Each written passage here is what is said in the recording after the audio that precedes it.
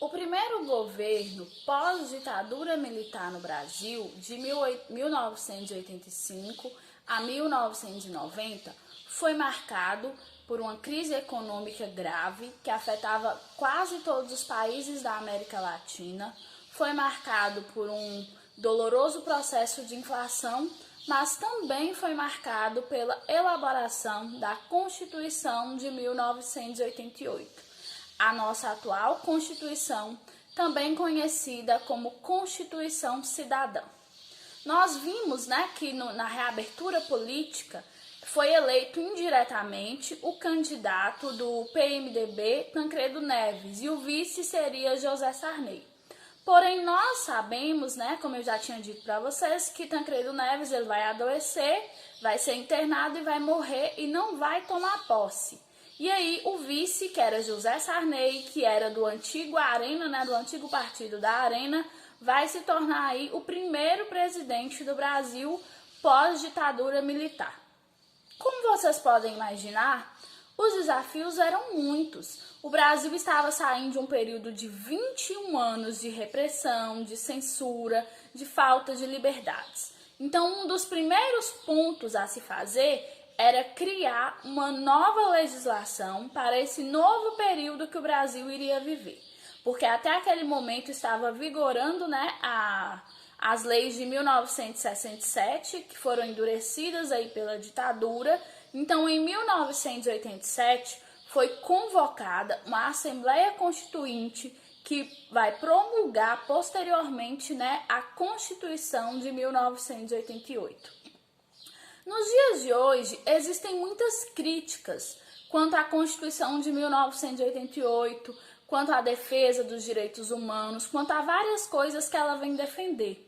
Só que nós temos que compreender o período histórico, ou o contexto histórico em que ela foi produzida.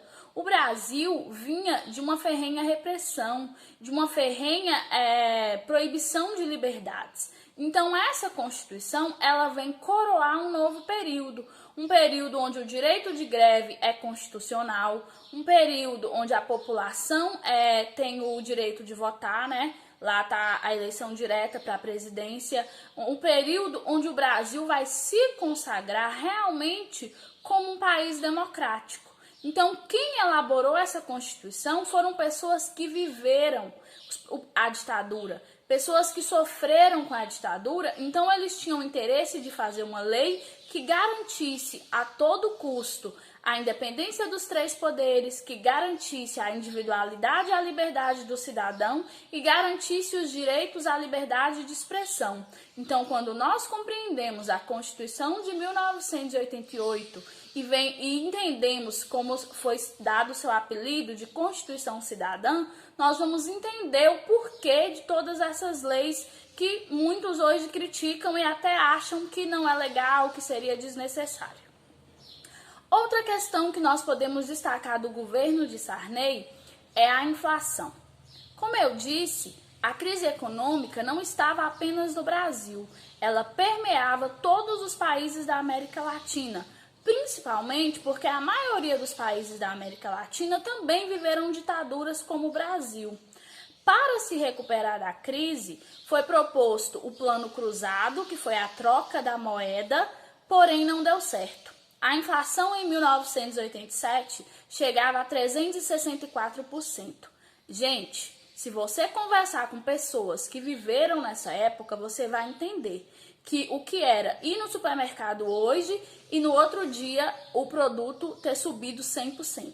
Então as pessoas iam ao supermercado e compravam todos os artigos que precisavam e estocavam. Por quê? Porque tinha medo de ir depois no outro dia e o preço já ter dobrado, triplicado, quadruplicado. O que é a inflação? É a falta de controle da moeda. A moeda perde o seu valor e os preços eles vão flutuando e subindo a níveis exorbitantes. No final do mandato de Sarney, a inflação estava em 1.764%. Não tinha o controle dos juros, não tinha o controle do preço das coisas, tudo subia, as pessoas passavam fome, então estava um caos. Esse foi o Brasil do pós-ditadura. Nós sabemos que após o governo de Sarney, vai vir aí, né, o governo de Collor, e é no governo de Collor, né, com Itamar, que vai ter aí o Plano Real, proposto por Fernando Henrique em 1992, que vai controlar essa inflação. Mas o Brasil viveu esse período negro, bastante negro aí no pós-ditadura militar.